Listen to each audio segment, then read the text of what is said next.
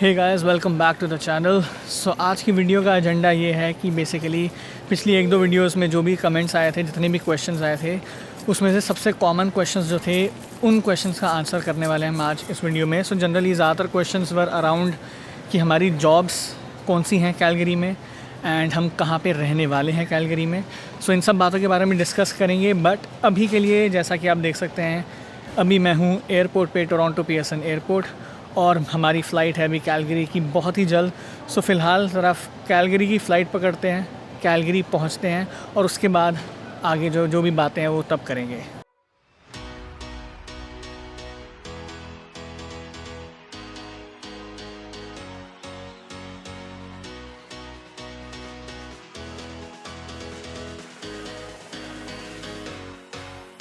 All right, so finally हम टोरंटोनियन से कैलगेरियन बन गए हैं and we have been posting a few stories and reels on Instagram. तो अगर आप हमें इंस्टाग्राम पे फॉलो नहीं कर रहे हो तो प्लीज़ वहाँ पे भी फॉलो कर लो, काफ़ी मज़ा आने वाला है। So now coming to the point कि जो एक काफ़ी कॉमन क्वेश्चन था जो कई लोगों ने हमसे पूछा था कमेंट बॉक्स में और इंस्टाग्राम पे भी, कि भाई हमारी जॉब फील्ड है क्या, एंड फाइनली हमारी जॉब्स का हुआ क्या basically after moving to Calgary. क्या हमें इंटरनल मूवमेंट मिला है या हमने नई जॉब्स अप्लाई करी हैं, या मतलब बेसिकली हुआ क्या है, राइट। सो जो लोग नए हैं इस चैनल पे उनको मैं बता देता हूँ कि मैं एक रिक्रूटर हूँ and I work for a recruiting firm. And जो मेरी डोमेन है basically for now I specifically look into the recruitment for the banking sector. And I am into banking, mostly towards the investment area, working for one of the major financial institutions. But अब बात करते हैं कि did we have to apply for new jobs or were we able to get an internal transfer? So as we have said in our previous videos कि बड़े बड़े banks की presence almost हर city में होती है. So we knew कि मेरे लिए internal position apply करना possible हो सकता है. So when the time came around, that is around July, I started applying for various positions, specifically either the positions which were based out of Calgary or which were completely remote, so I could work in them from anywhere within Canada. So luckily I was able to identify one such position and applied for it and gave the interview, and luckily I even got the position. So I started working in that remote role, which was still in the investment part of banking. So I started working in that role 1 month before this move. And for me, as we explained in the previous videos, कि भाई I changed my job last year in 2021 to a global recruiting firm जिसकी presence across Canada है, Calgary में भी है। And उस interview के time पे ही मैंने क्लियर कर दिया था मैनेजर को कि भाई I am looking for an opportunity, जहाँ पे लुकिंग फॉर एन ऑर्गेनाइजेशन जो मुझे एक अपॉर्चुनिटी दे सके to explore other parts of Canada as well, because मैं सिर्फ टोरंटो में स्टक नहीं रहना चाहता। एंड लकीली मैनेजर एंड जो HR था they were completely okay with that, because ये पोजीशन जो थी वो कम्प्लीटली रिमोट थी। सो इसलिए they were completely fine with that. तो मैंने उस टाइम पे ये जॉब ले ली थी, राइट। सो अब हुआ क्या, फास्ट फॉरवर्ड टू 2022, तो जुलाई के टाइम जब Tanu started applying for internal postings in the bank, और उसको जब फाइनल मिल गया था कि इसको नई जॉब मिल गई है with in the bank itself, तो उस टाइम पे मतलब ये था कि एटलीस्ट एक बंदे का फाइनल हो गया कि ठीक है इसके पास एटलीस्ट एक जॉब है। जब हम मूव करेंगे कैलगरी में तो एटलीस्ट एक बंदे का तो फाइनल है, राइट। तो उस टाइम पे I also started the conversation again with my manager. उनको मैंने याद दिलाया कि remember last year during the interview I told you that I want to explore other parts of Canada. तो वो समय आ गया है एंड मैं कैलगरी मूव कर रहा हूँ। तो प्लीज़ लेट मी नो कि if I can continue supporting the same team from Calgary instead of Toronto, या फिर I should also start looking for internal opportunities within the organization. And luckily my manager was completely fine with it, because obviously आप जब एक company में पिछले 1-1.25 साल से काम कर रहे हो, you have become an integral part of that team, आपको सारे processes समझ में आ चुके हैं। So generally manager would not want कि आप कहीं और जाओ, राइट। सो इसलिए my manager was completely fine कि ठीक है भाई जहाँ जाना है आपको कनाडा में कहीं पर भी जाओ, but continue supporting the same team. But सिर्फ मैनेजर के अप्रूवल से कुछ नहीं होता, आपको HR के अप्रूवल्स भी लेने पड़ते हैं। बट फॉर्चुनेटली मेरे लिए वो HR के अप्रूवल्स भी अराउंड 1 से 2 हफ्ते के अंदर आ गए थे।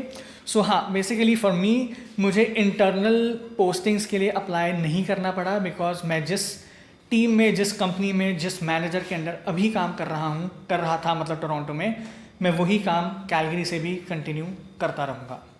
अब कुछ लोगों को ऐसा लगेगा कि यार इनके लिए तो कितना आसान था, आराम से इंटरनल पोस्टिंग मिल गई, ट्रांजिशन भी कितना इजी था।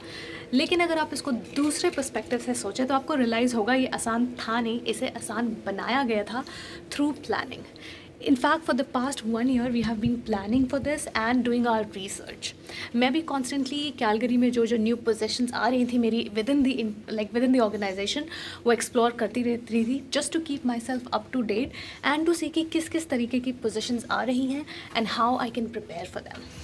ऑन दी अदर हैंड मैंने वो एक लॉन्ग टर्म विज़न रखा कि भाई हाँ, आने वाले 1 आध साल में शायद हम प्लान करेंगे कैलगरी मूव होने का, और उस विज़न को दिमाग में रखते हुए मैंने लास्ट ईयर वो जॉब चेंज करी टू एन ऑर्गेनाइजेशन जिसकी प्रेजेंस कनाडा में हर जगह है, कैलगरी में भी है, राइट। तो अब मुझे सोचते हुए लग रहा है कि हाँ यार, अगर मैंने वो लास्ट ईयर वो जॉब चेंज नहीं करी होती, in if I would have continued working for the same organisation जिसमें मैं काम कर रहा था एंड बेसिकली उसकी प्रेजेंस कैलगरी में नहीं थी, तो अगर वो मैंने जॉब चेंज नहीं करी होती, मैं उसी कंपनी में काम करता रहता, तो शायद आज जो ये ट्रांजिशन इतना ईजी दिख रहा है शायद वो उतना ईजी नहीं होता। So the whole point of telling you this was not to boast about ourselves, but बताने का मतलब ये था कि यार ऐसे इंपॉर्टेंट डिसीजंस जल्दबाजी में नहीं लेने चाहिए, थोड़ा होमवर्क, रिसर्च और प्लानिंग करनी पड़ती है और एक थोड़ा लॉन्ग टर्म थोड़ा सोच के फिर डिसीजन लेना पड़ता है, and I think that is what worked for us. So हाँ, मतलब this is our 2 cents for all those people जो हमें इंस्टाग्राम पे पूछ रहे थे कि भाई आप लोगों ने ये मूव टोरंटो से कैलगरी का प्लान कैसे किया, specially from the job perspective. So the next common question was that since we are taking an internal movement, did it affect our salary since Calgary is cheaper? Sorry for the interruption guys, but a quick announcement for all the international students or people who have recently graduated from any Canadian institute in the last couple of years and you are looking for a job, then there is a career fair happening on the 19th of October organized by Is Empower, which is an organization which primarily helps the international students for their job search. But even if you are in Canada as a PR or on a work permit and you are looking for a job, then feel free to register yourself for this virtual career fair. You can find the link in the description box below. Companies like RBC, Best Buy, TELUS and many more, they are coming for this virtual fair to hire people like you for full-time jobs, part-time jobs and even internships as well. And already I think 1200 to 1500 participants have already registered themselves, so please don't waste much time. Click on the link in the description box and register yourself for this career fair. And now get back to the video. So the answer is no, it did not affect our salary. Correct, because जैसा मैंने बताया that I am continuing working for the same organization, same team, under the same manager, basically सब कुछ same है, तो इसलिए जो मैंने 2021 में जो ऑफर लेटर साइन किया था फॉर द एनुअल सैलरी, मेरी वो सैलरी सेम ही रहेगी, कोई चेंज नहीं आने वाला जस्ट बिकॉज कि मैं कैलगरी मूव हो गया हूँ। बट हाँ, बिकॉज एल्बर्टा में अब हम आ गए हैं एंड हर प्रोविंस के टैक्स रेगुलेशंस डिफरेंट होते हैं, तो इसलिए हमारे जो सैलरी में जो टैक्सेस कटेंगे वो एल्बर्टा के हिसाब से कटेंगे और ना कि ओंटारियो के हिसाब से। And for me, yes, there was a change in salary, but it was because I applied for a completely new role. So I had to sign a new offer letter and I did get a small increase, but it was based on the salary range of that new position and not because we were moving to Calgary.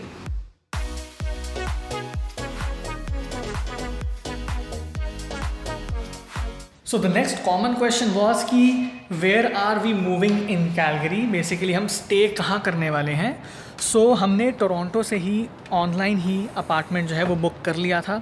So there are a lot of websites and apps जहाँ पे आप apartments देख सकते हो और management और landlords वगैरह से बात कर सकते हो, उनसे रीच आउट कर सकते हो और व्यूइंग्स बुक कर सकते हो। सो बेसिकली जहाँ से हमने अपार्टमेंट देखे थे वो वेबसाइट्स थी rentfaster.ca एंड पैडमैपर। इन दोनों के ही लिंक्स आपको डिस्क्रिप्शन बॉक्स में मिल जाएंगे। सो हमने काफ़ी सारी अपार्टमेंट बिल्डिंग्स देखी एंड काफ़ी सारे बिल्डिंग मैनेजमेंट्स को रीच आउट भी किया, लेकिन उनमें से सिर्फ अबाउट 10% से कोई पॉजिटिव रिस्पॉन्स आया।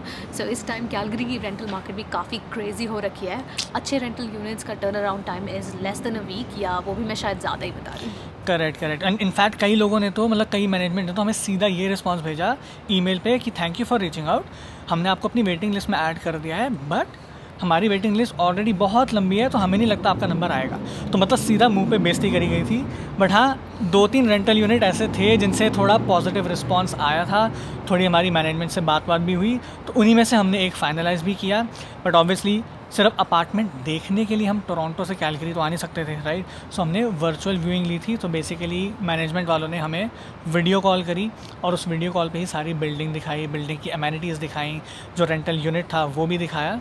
जो हमें पसंद आया तो हमने फाइनलाइज कर दिया। बट इस अपार्टमेंट यूनिट का जो डिटेल्स हैं वो हम आपको आने वाली किसी वीडियो में देंगे जब हम अपार्टमेंट टूर बनाएंगे। बट इस टाइम जो आप बैकड्रॉप देख रहे हो वो इसी अपार्टमेंट बिल्डिंग का पैटियो है, which I think is very pretty.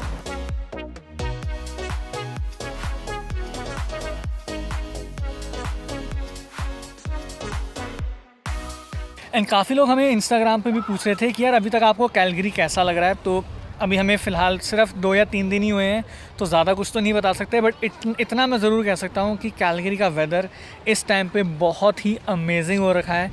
मतलब हम सोच के आए थे कि शायद कैलगरी में ज़्यादा ठंड होगी, इसलिए हम जो अपने साथ कपड़े भी लाए थे ना वो ज़्यादातर वार्म वाले लेके आए थे। बट इंस्टेड टोरंटो में इस समय ज़्यादा ठंड शुरू हो चुकी थी ऑलरेडी, बारिशें हो रही थी, क्लाउडी और ग्लूमी सा वेदर था।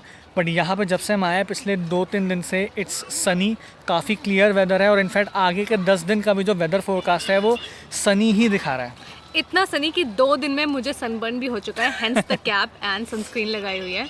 लेकिन still I prefer this weather over cloudy and gloomy weather. Correct.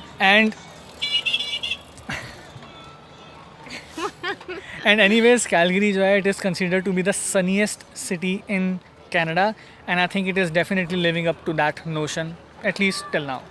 But even temperature wise भी यहाँ पर अभी टेम्परेचर अराउंड 20s के आसपास चल रहा है, which is quite pleasant. In fact जितने भी लोगों से हमने बात करी, जैसे कि फैमिली फ्रेंड्स हो गए, ऊबर ड्राइवर हो गया, and even people living in the building, तो वो कह रहे थे यहाँ का टेम्परेचर, सर्दियाँ पड़ती हैं यहाँ पे लेकिन थोड़ी हाइप ज़्यादा ही है, विंटर्स की ज़्यादा हाइप हो रखी हैं। इट्स जस्ट दैट कि एक स्ट्रेच आता है 3 वीक्स का जब टेम्परेचर काफ़ी कम चला जाता है, लाइक -30 डिग्रीज। और वो जनरली वो स्ट्रेच जनवरी या फरवरी में आता है। हाँ। अभी नहीं, तो वो है उस वजह से थोड़ा हाइप्ड रहता है। But we are feeling positive because what we have heard is कि जैसे यहाँ -10 जो जाता है कैलगरी में, it feels less colder compare to that same -10 in Toronto, just because ये एक ड्रायर सिटी है, Calgary being a dryer city. Exactly. But हाँ, जो भी है मतलब लेट्स सी, मतलब एग्जैक्ट जो कैलगरी की विंटर्स का फीडबैक है वो तो हम आपको तभी दे पाएंगे जब हम खुद पूरी एक विंटर्स कैलगरी में एक्सपीरियंस कर लेंगे। So for that please subscribe to our channel and follow us on Instagram because we'll be creating more videos and more content on YouTube and Instagram about Calgary and our experiences. So please बने रहने के लिए subscribe to our channel and follow us on Instagram.